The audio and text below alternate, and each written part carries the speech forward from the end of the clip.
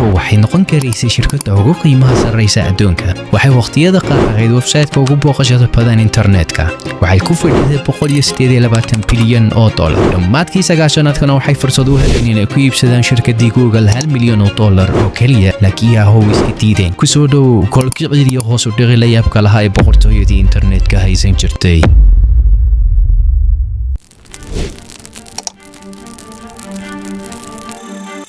bal suurayso adduun bilaa Google ah. Waxaad rabtaa inaad wax ka raadiso internetka, haddana ma garanaysid meesheed ugaaga ay leh. Haddaba waqtigii 90-meeyadkii internetku wuxuu ahaa meel isdhexqasan. sidaas darteed bay laba wiil oo saaxiib ah oo dhigta college-ka waa Jerry Young iyo David Fuller ay sameeyeen liis website-yada ay jeclaayeen oo dhan, waxaanay u habeeyeen qaab fudud oo nidaamsan. Kadib liiskii waxay la wadaageen asxaabtoodii, kuwaasoo iyaguna la sii wadaagay asxaabtoodii. Waxbaba kamay soo wareegin intii ay views-koodu gaarayeen kumanaan booqde. Siday doontaba ha ahaatee, arrintani ma ahayn mid loogu talagalay ganacsi. Jerry iyo David waxay u samaysteen hawshan inay u fudaydiso raadinta website-yada ay jeclaayeen oo ay ugu imaadaan hal meel. Waxaanay Jerry and David's Guide to the World Wide Web. laakiin haddana 1994 shirkad la yiraahdo Netscape ayaa sii deysay web browser la yiraahdo The Navigator, kaasoo ay bilaabeen isticmaalkiisa dadaal badan. Markaa asaasayaashii browserkaasi waxay link u saareen xog ururiyihii ay lahaayeen Jerry iyo David. Arrintaasi waxay sababtay in muddo yar oo bila ah ay ku helaan views milyan ah, taasoo marka si loo eego ah arrin aad u fiican. Laakiin Jerry iyo David waxay u la dhigneed inay invest gareystaan serverada si ay u maareeyaan traffic. waxaa sidoo kale lagama maarmaan noqotay inay sameeyaan shaqaale kala haga website-yada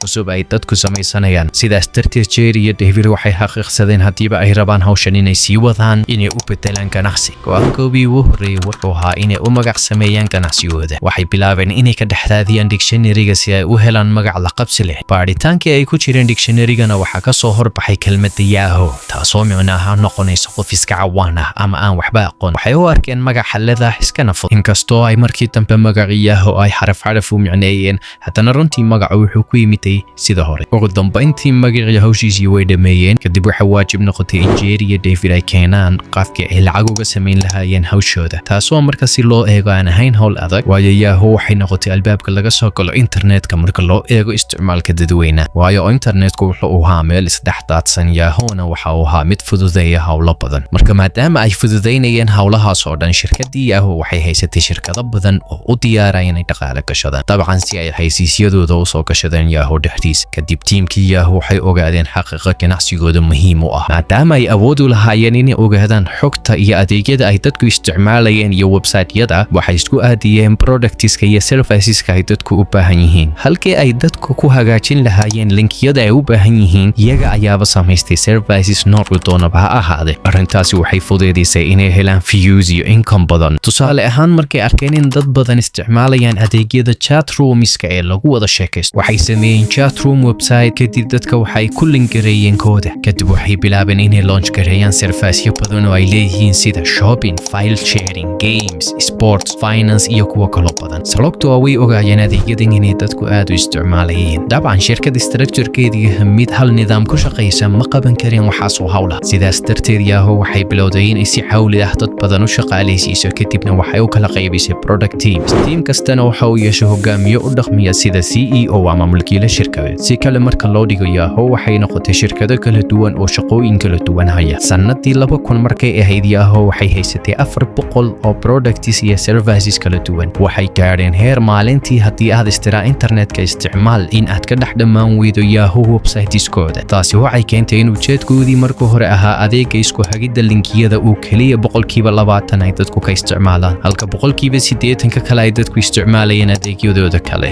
marka si kale loo dhigo, Yahoo ma ahayn uun albaab internetka laga galo, waxaabay noqotay internetka laftiisii. wax kastoo aad u baahato waxaad ugu imanaysaa hal meel. waxaa la yaab leh in shirkad yar ay aasaaseen 1994 laba wiil oo asxaab ah weliba qol yar dhexdii, inay haddana 6 sano gudahooda ay noqotay mid ku fadhida market cap $128 bilyan oo dollar, taasoo ka dhigtay shirkadda internetka ee ugu weyn adduunka iyo mid ka mid ah shirkadaha ugu degdeg koritaanka badan ee taariikhda. waqtigii ay sida xawliga u koraysay, laba arday oo wata fikirkooda ayaa u yimid Yahoo si ay uga iibiyaan ganacsigooda $1 milyan oo keliya. fikirkaas oo qiimihiisu waxba ka dhimayn marka loo eego shirkad aad u weyn sida Yahoo oo kale, laakiin way diideen ofarkoodii. nasiib xumadooda shirkadaas yar ay diideen waxay ahayd Google. go'aankaas ay ku diideen inay iibsadaan waxa uu bedeli doonaa wax walba.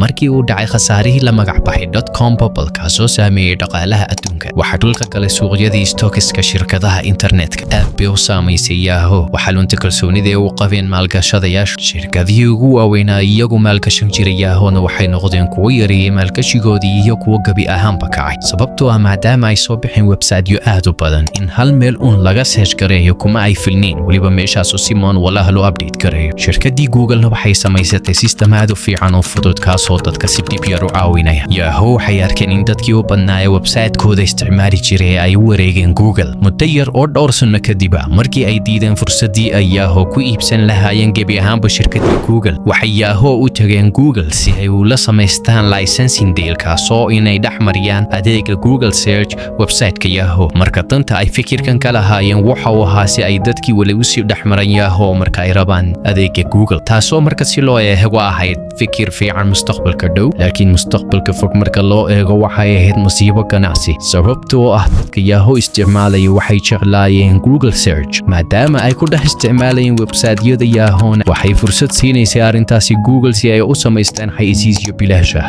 weliba intaasuun maahe Google wuxuu soo bandhigay adeega xayeysiinta kaasoo sameeyay algorithm isku aadinaya search walba xayeysiiska ku habboon. arrintaasoo ka dhigan xayeysiisyada Google inay yihiin kuwo ay dadku u baahan yihiin, una dhigan mid profit badan soo xareynaysa Google. kadib shirkadii Google waxay bilaabeen in faa'iidada ay dib ugu invest gareystaan shirkadihii kale ee internetka, sida inay noqdaan homepage-ka rasmiga ah ee web browser-ka Firefox. kadib si lama filaan ah ayay Google ku noqotay shirkad awoodo gaara leh. ganacsigoodii search adsna wuxuu noqday mid aad u faa'iido badan, taasoo mar walba ay geliyaan xayeysiiskooda ay sii libilaamayeen faa'iidadoodu.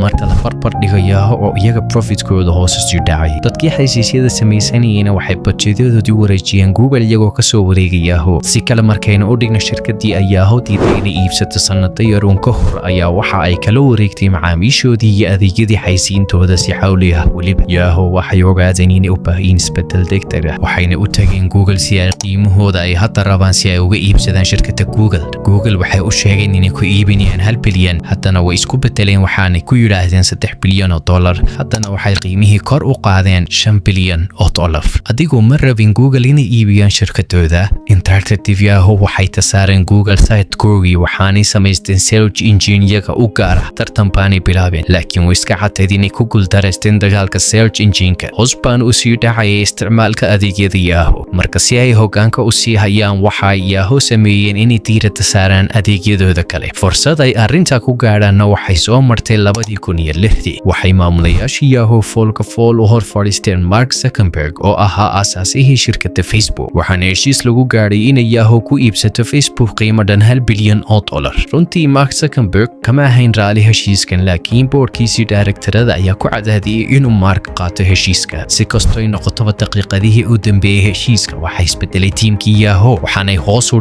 rideen qiimihii ay marka hore soo bandhigeen, waxaanay ka dhigeen $800 milyan oo dollar. taftikadaas ay isticmaaleen xaaladii bay bedeshay. Markna isagoo faraxsan ayuu isaga baxay shirkii, diidayna inuu iibiyo shirkadiisa, waayo boardkiisu waxay u sheegeen marka hore in $1 bilyan uu iska qaato, laakiin maadaama ay Yahoo qiimahoodii hoos u dhigeen uu iska diiday heshiiskii. shirkadiisiina waxa uu ka dhigay mid iskeed isku maamusha. mar kale shirkadii Yahoo intay isku dayeen inay safgareeyaan $2 milyan waxay iska dayaceen iibsiga shirkad maanta qiimaheedu ku dhow yahay $1 trilyan oo dollar. arrinta cajiibka ah baa waxay tahay inay Yahoo sameeyeen heshiiska 100 shirkadood ay ka mid tahay mid broadcast ay ku iibsadeen $5.7 bilyan oo dollar, markaasay haddana diideen kuwo waaweyn sida Google iyo Facebook. waxay sidoo kale dayaceen iibsiga eBay iyo weliba YouTube. bal suurayso sida uu internetku noqon lahaa haddii ay Yahoo iibsan lahayd shirkadahaas. waxaa macquul noqon lahayd inaad fiidiyogan ka daawato Yahoo video. runtii way fududahay inaanu aragno qaladaadkaasi kuwa waaweyn, waayo waxay waqtigaas shirkadahaasi ahaayeen kuwo yaryar. waxa daaranti ahna may jirin oo oo caddaynaya inay guulaysanayaan xataa haddii ay Yahoo iibsan lahayd. sababta ugu weyn ee Yahoo u dhacday ma ahayn dagaalka dibadda kaga imanaya ee waxay ahayd qalalaasooyinka iyo dagaalka shirkadda dhexdeeda ka socday. mid ka mid ah shaqaalaha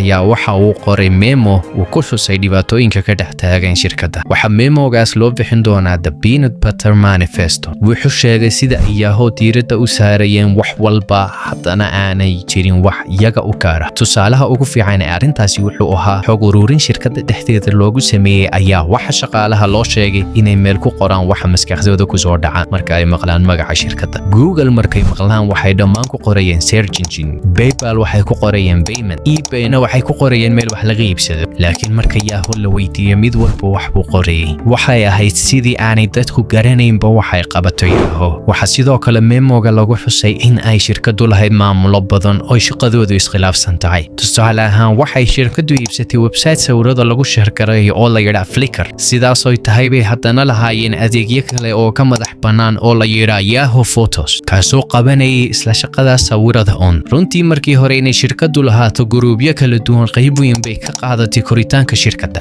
laakiin markan dambe arrintaasi shirkaddii qalalaasa gelinaysay waayo waxay ahayd inay hal meel ka soo wada jeestaan. sidaas oo tahay iyada oo waxaasoo dhibaato ah ay ka taagnaayeen shirkadda dhexdeeda waxaa 2008 soo martay fursad qaali ah oo badbaaday. Microsoft ayaa u soo bandhigtay 44.6 bilyan inay ku iibsato Yahoo. qorshahan Microsoft waxa uu ahaa inay isku daraan awoodooda maadaama ay Google noqotay mid aad u awood badan. laakiin Yahoo way diideen heshiiskaas waxaanay u arkeen inay Microsoft yaraysatay awoodooda. haddana bilo yar kadib aad bay uga qoomamayn doonaan go'aankaas mar kale. waxaa dhulka galay qiimihii sheelkooda halka qiimihii guud ee shirkaddu ku soo fadhiistay 14 bilyan oo dollar. in ka yar 3 meelood qiimihii ay Microsoft u soo bandhigtay. sababaha ugu waaweyn ee arrintan sababay waxay ahaayeen inaanay shirkaddu lahayn jiho ay u jeeday iyo khilaafyadii badnaa ee ay mas'uuliyiinta shirkadda. sanadii 2007 waxaa CEO ka ahaa Jerry Samer. kadib 2007 ilaa 2009 waxaa la wareegay maamulkiilihii shirkadda Jerry Yang oo ahaa aasaasiyaashii shirkadda. 2009 ilaa 2011 waxaa CEO ka noqday Carol Bartz. qaybtii hore 2012 waxaa la wareegay Scott Thompson. kadib samarkii 2012 waxaa la wareegay Marissa Mayer. waa 5 CEO 6 sano gudahood. markastoo CEO-ga joogay hore isbedel u keeni waayana ka xigaa loo gudbayay. waxaa laga soo report kareeyay in Yahoo missionkooda bedeleen ugu yaraan 24 jeer. maamulka sare ee shirkaddu maysan garanayn waxa uu yahay hadafka qorshaha iyo visionka shirkaddu. waxaasoo liigid iyo istixdaadsanaanahi waxay ka dhigneed inaanay Yahoo ahayn mid go'aan leh. waxaa sidoo kale noqday culays abiskoodii xagga moobilada marka la barbar dhigo dhigooda taasoo keentay in adeegyadoodii ugu caansanaa sida Yahoo Mail ay waayaan users aad u badan. sababtoo ah dadkii waxay bilaabeen isticmaalka appska emailiska halkay ka isticmaali lahayn website-yada Yahoo. waxay sidoo kale bilaabeen inay soo bandhigaan application lagu qiimeynayo shaqaalaha Yahoo taasoo maamulka sare shirkaddu siinayeen qiimeyn sare shaqaalaha halka ay kuwa kale hoos u ridayeen. taasoo haddii xataa shaqaaluhu ay wada dadaalaan haddana ay qaar hoos loo ridayay. qorshaha laga lahaa arrintani waxa uu ahaa inay shirkaddu la hadho shaqaalaha inta hibada leh arrintaasi waxay sababtay in dagaal shaqo ka dhex qarxo shirkadda. kadib waxay bilaabeen shaqaalihii inay kala dhacaan oo ay iyagii dhexdoodii dhabarka iska wada toogtaan oo ay isqiyaamaan. markii Yahoo ugu horreyn la aasaasay wuxuu hadafkoodu ahaa mid xalliyay oo fududeeyay hawlo badan oo bulshadu u baahan tahay. laakiin markii search enginesku ay soo baxeen ayna la wareegeen suuqyadii waxa Yahoo ka lumay jihadii ay u jeedeen. waxay isku bedeshay awood hayaha wax walba haddana aan wax shaqo ah bahay. may jirin wax alla waxay ku wanaagsan yihiin. ugu dambeyntii boqolaalkoodii products waxaa yimid kuwa ka horumarsan. Yahoo Shopping waxaa tabidiyay Amazon. Yahoo Messenger waxaa dilay WhatsApp. Yahoo Mail waxaa dilay Gmail. Yahoo Answersna waxaa dilay Quora. dhammaan shirkadahan kale oo dhan waxay diiradda saareen hal adeeg sidii ugu fiicnaan lahaayeen ka hor intaanay u gudbin adeegyo kale. halka Yahoo aanay haysanba wax loogu soo hagaago. waxay waqtiyada qaar ahayd boqortooyada internetka laakiin sababa isugu jira go'aan xumo, talo xumo iyo maamul xumo waxay ku waayeen wax walba. sanadkii 2017 waxa iibsaday shirkadda isgaarsiinta Verizon $4.48 billion.